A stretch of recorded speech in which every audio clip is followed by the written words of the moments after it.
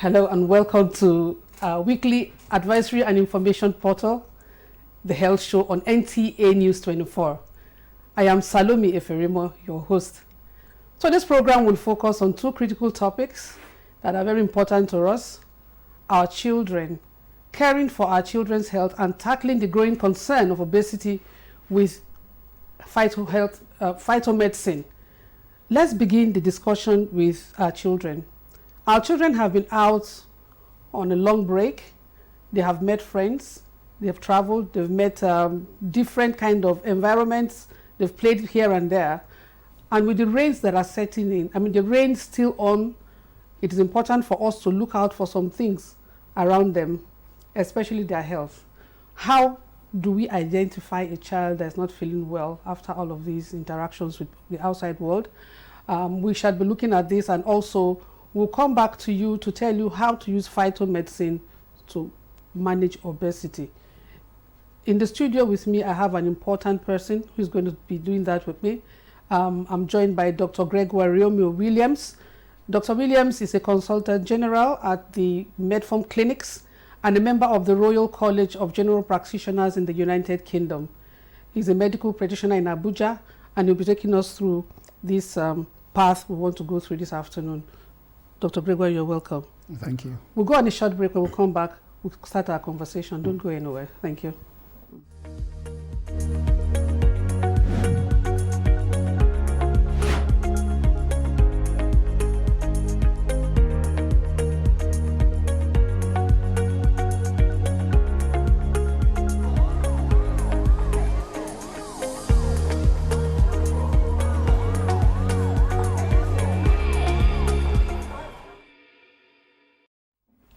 Okay, Dr. Gregory, welcome to the studio.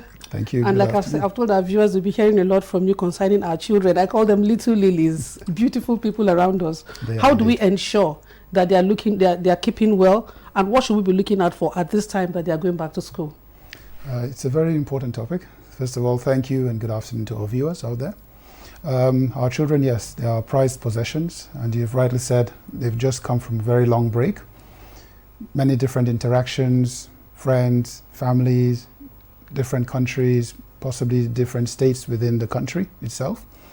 And as they're preparing to go back to school, we need to be very vigilant. They could be harboring certain types of underlying conditions. The main ones tend to be respiratory in origin, meaning to do with their breathing system, or they are some what we call gastrointestinal symptoms. Common conditions, things like diarrhea, they may present with abdominal pains. But let's look at maybe, for example, the respiratory system, which tends to be one of the more So we're talking about the upper airways, breathing, the lungs, yes, and what sort of symptoms or what sort of signs can present that it could cause concern for parents, or what should we be looking out for before the children go back to school. So the common things are things like sore throat, runny nose. The children may come with a cough that is persistent. Sometimes this cough can either be quite dry, or it might be what we call chesty, meaning it sounds like there's something else on the chest of the child. They may also have fevers, and this fever could go on. It may just be for a day or two, but it could persist for quite a few days. So if we're seeing this type of symptoms, we need to be a bit vigilant as to what is going on and look into it properly so that we can address these concerns. Okay, sometimes some of these kids present with some pains under their jaws, and yes, with a running nose, and with wheezy breaths, you know. Yes. What does that indicate? Well, the common conditions in children tend to be more of a viral origin, meaning they're caused by viruses. And yes, these can cause sore throats. So the glands in the neck, our body's first line of defense when you breathe in. So these tend to swell up as a means of fighting off some of these viruses and bacteria that we take in through our airway system. So the child will typically have a sore throat. They might have difficulty swallowing, certain types of foods. And there is one of the conditions we need to be concerned about. A child may say, oh, it's painful to swallow, but they're still able to swallow with some difficulty. But if a child is presenting and they say they can't swallow anything, especially if they can't swallow liquids, definitely it is cause for concern, because whatever swelling is going on in the throat needs to be addressed by a medical practitioner or a nurse to ensure that there is nothing obstructing the airway of the child which could cause further problems. You mentioned something very important, which is wheezing. So wheezing is usually a sign that there is some level of compromise with the airway, and airway compromise has to be dealt with quite swiftly. In children, certain conditions can cause this, asthma being one of the more common conditions that can lead to wheezing. But there are also some other viral infections that can affect the chest, and because of the viral infection, it causes swelling and a buildup of mucus in the bronchial tubes, which is the breathing passages. This buildup of mucus is what leads to the wheezing sound that we hear. The danger there is that if this swelling and blockage persists or it gets really severe, that could lead to a very dangerous situation for the child. So, if a parent hears the child breathing sound different, or they start experiencing this wheezing sound, definitely they should take the child to an emergency facility, medical facility. Okay. Everything you've described is already happening. That is, you see it happening. Yes. Preventive health care for children. Yes. How do we prevent them from presenting with these situations you are describing? It's a good question, and there are different ways about that. I like to stir the line of good nutrition, and also the line of also just a good upbringing of the child. What do I mean by good nutrition? Ensuring that your children have access to fresh fruit and vegetables. Also ensuring that they have adequate supply of fresh, clean drinking water. Why? The child needs to be hydrated. And if you're hydrated, if you're well, then the likelihood of you becoming unwell is less. If the child has a very good nutrition, then it builds their defense system.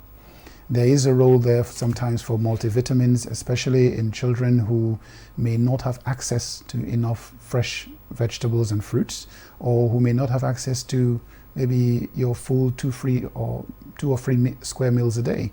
So in those circumstances, supplements can help to add in the missing nutrients that they may lack from the food that they can't access. Another aspect of this preventative healthcare is in terms of immunization. Sometimes there are many misbeliefs out there, so parents may be skeptical about certain types of immunizations.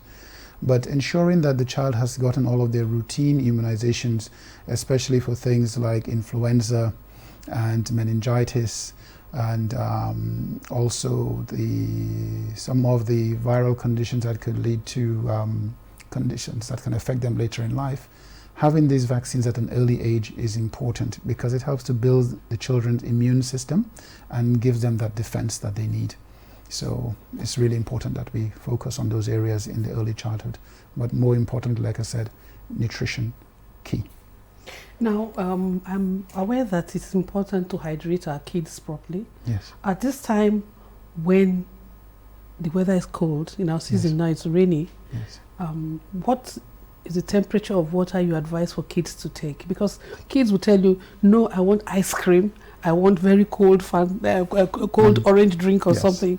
But what would you advise as a medical practitioner for children to hydrate themselves with? Is it the cold drinks or water, or what kind of juices? What are you recommending for them? Well, with water, I would say room temperature. Room temperature is always best. Yes, the cold drinks especially increases the risk of developing infections because of the cold and especially the lower temperature. But then if you're looking at fruit juices, obviously you can't take it when it's hot, so it's better just at least cool, but not, I would say, not too ice cold, because that also has its own implications in terms of slowing down your digestive system as well. But like I said, water, room temperature, juices, normal room temperature in the fridge is fine. What about their clothing? What should they be wearing at this time as they go back to school? Yeah. Should they be lining themselves up, or what do they need to wear? Well, definitely some undergarments would be good in terms of maybe some vests to keep warm. Some children are more sensitive to the cold than others, so you could use a small jackets, the warm jackets, or sweaters, long sleeves just underneath their school uniforms. That can really help.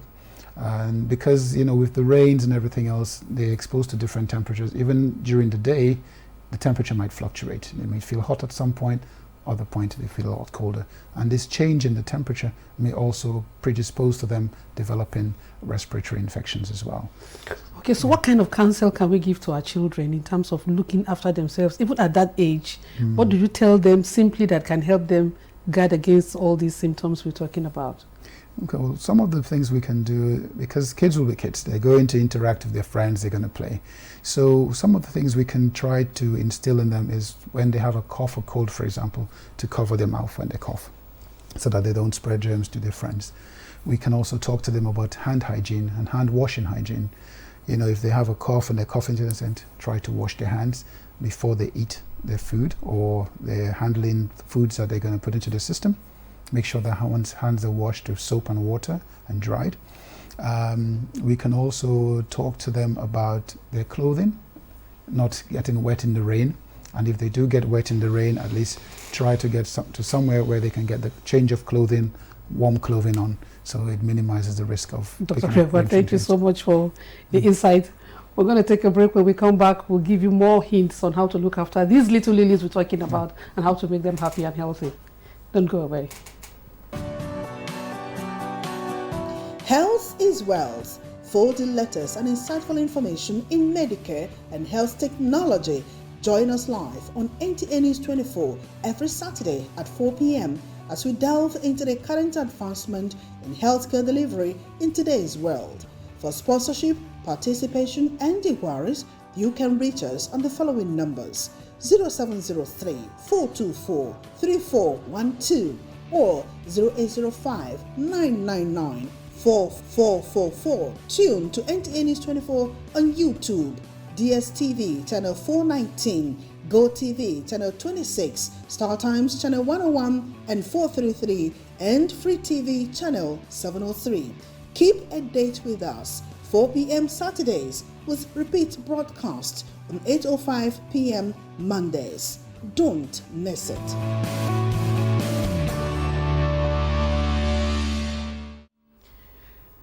You are back to the health show on NTA News 24. Thank you for staying with us. We are going to continue our conversation on how to keep our children healthy, and most importantly, the persons who look after them where they are not at home or where we are not at home. What should we be telling them? Dr. Gregoire, what should we be telling our caregivers, teachers, the so-called house, I call them house assistants, I don't call them house girls, they are house assistants, those persons that look after them at home or when they're in school. What should you be telling them about looking after their health? Okay, so it's a good point and it's good questions. The first point, let's start from the house before they get to school. So with the house assistants, I would say definitely they need to look at ensuring that the children are having good hydration, so their meals are packed with fruits, vegetables, maybe some water, ensuring that they're well clothed before they step out in terms of undergarments and warm clothing before they leave the house. And also they could give them a small handkerchief that could keep with them. If they have a cough or cold, they can cough into that, they come back home and they can get this washed. When they move to the school environment with the teachers, we need to look out for the signs and symptoms of children who are unwell. If the children are unwell, we need to alert the parents so that maybe the children can go back home until they're better. That reduces the risk of passing infections onto other children within the school. Before you know it, you can have an entire classroom that is sick. So that's one thing. The other thing is if they notice that the child is coughing, also they can talk about hygiene, ensuring that the children are washing their hands after coughing, also coughing into their elbows or into a handkerchief if they have one present. Other thing is that just in terms of ensuring that the child is warm, the environment is conducive for learning. So if they notice a child has a runny nose or is just feeling a bit unwell, take them to the nurse in the infirmary so that they can be looked after and hopefully stem anything from getting too complicated. Okay, now what's your final word for parents when with taking all of this care and the kids finally fall ill? Yes. What should they do? Okay. And who should they be looking out for?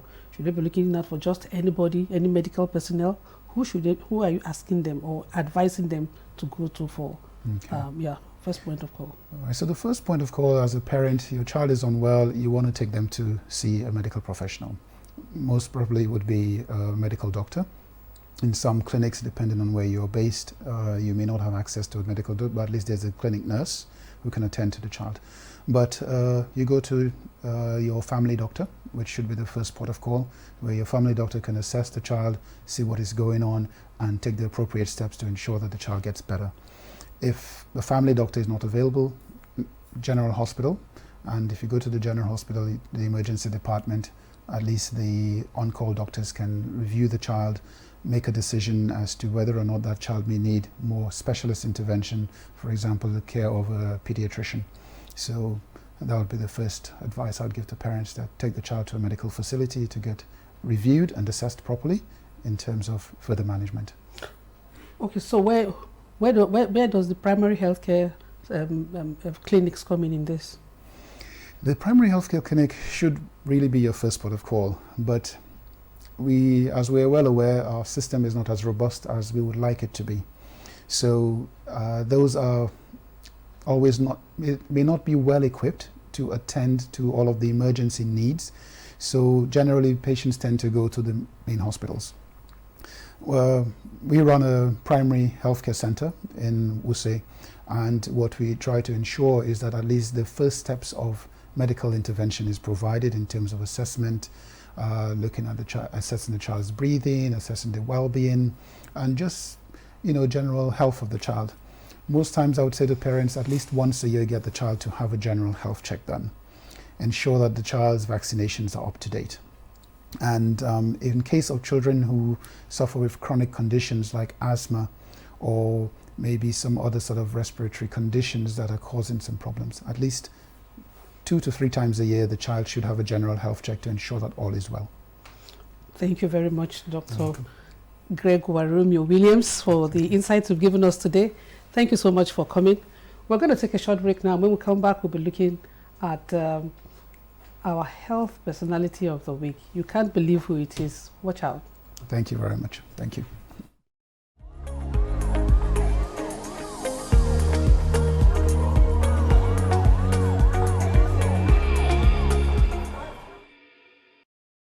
Our health personality of the week is Dr. Ibrahim Wada, founder of the NISA Medical Group. He hails from Anyagba, Kogi State. A graduate of Ahmadu Bello University, Zaria, in 1980. He attended St. Charles College, Ankpa, Government Secondary School, Dekina, and Ahmadu Bello University, Zaria. He obtained a Master's of Business Administration in International Hospitals and Healthcare Management in Germany. He is a Fellow of Royal College of Obstetricians and Gynecologists in the United Kingdom, Fellow of the West African College of Surgeons, and has held consultant posts at Burnhall Clinic, Cambridge, in 1992 to 1994, at Gwagwalada Specialist Hospital from 1994 to 1999, and a chief consultant at the National Hospital, Abuja. He became the medical director of Gariki Hospital, Abuja, from 2007 to 2009, and now the medical advisor. Dr. Ibrahim Wada is a recipient of the National Award of the Officer of the Order of Niger, OON, conferred on him by the Federal Government of Nigeria in 2006 for his groundbreaking works in the field of in vitro fertilization, IVF, in medicine. When history was made in 1998 with the first government-authenticated IVF done by Dr. Ibrahim Wada at Nisa Premier Hospital, an internationally acclaimed gynecologist and fertility expert. Dr. Ibrahim Wada has authored more than 15 academic peer-reviewed journals and published 2 books, The Second Chance and PPP in Health. His achievements in the medical field cannot be overemphasized, as he has contributed and is still contributing his quota.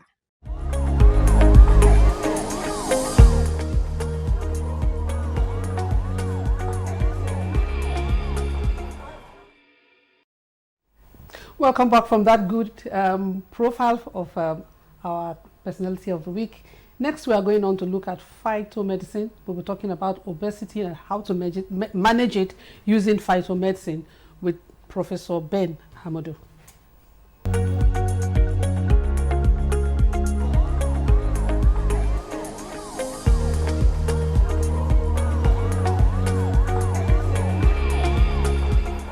One in every 8 is obese, with the adults having an obesity record by the year 2022 of 2.5 billion, whereas in the juvenile area we have 890 million children overweight. And usually when you have this obesity, the indices, just like the BMI, body mass index, if it's not within the normal range of weight over height square, must be less than 25 or equals to 25 for you to remain within a jurisdiction of good health. And in most cases, when there is obesity, these figures are increased. And when they are increased, they cause damage to the heart, to the blood vessels, to so many things within the system. The issues with high blood pressure, the issues with diabetes, the issues with, in fact, even fertility issues, so many other things are as a result of this obese situation. It scatters all the indices. It makes all the sicknesses possible.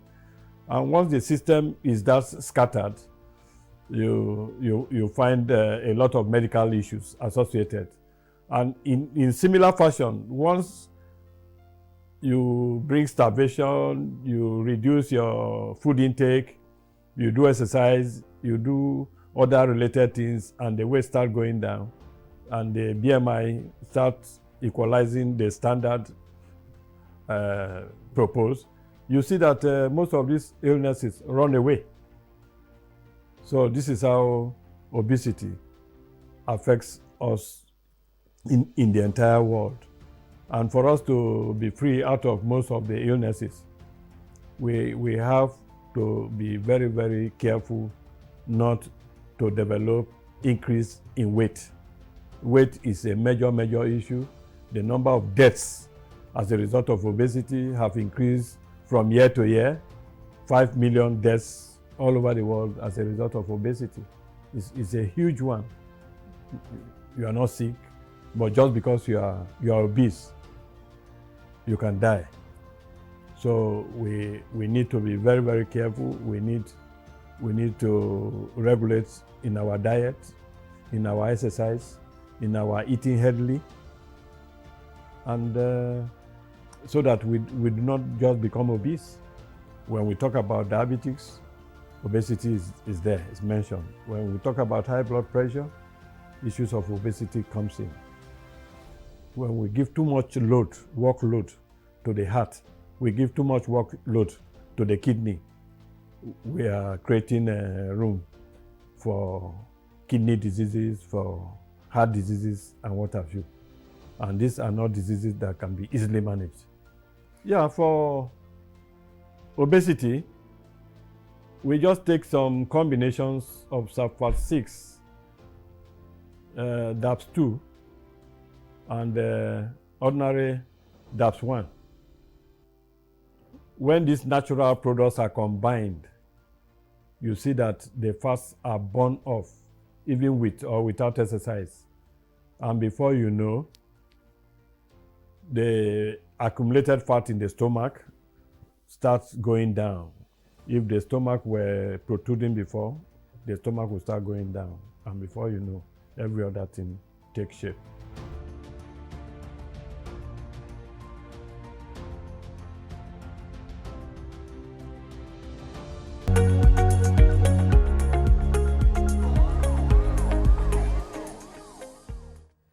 Oh, thank you. And I hope you've learned one or two things from our program today. how to look after our children, and how to look after yourself. We call them orobo in Nigeria, but it's obesity. And our foods are very tempting. You have to manage yourself very well to be able to keep off overeating and, you know, putting on weight unduly. Thank you very much for signing in on behalf of my executive producer, supervising producer, the entire production crew. I'd like to thank you for watching, and don't forget to catch a repeat of the program at 8 p.m. on Mondays. I thank you very much. My name is Salome Feremo. See you next week.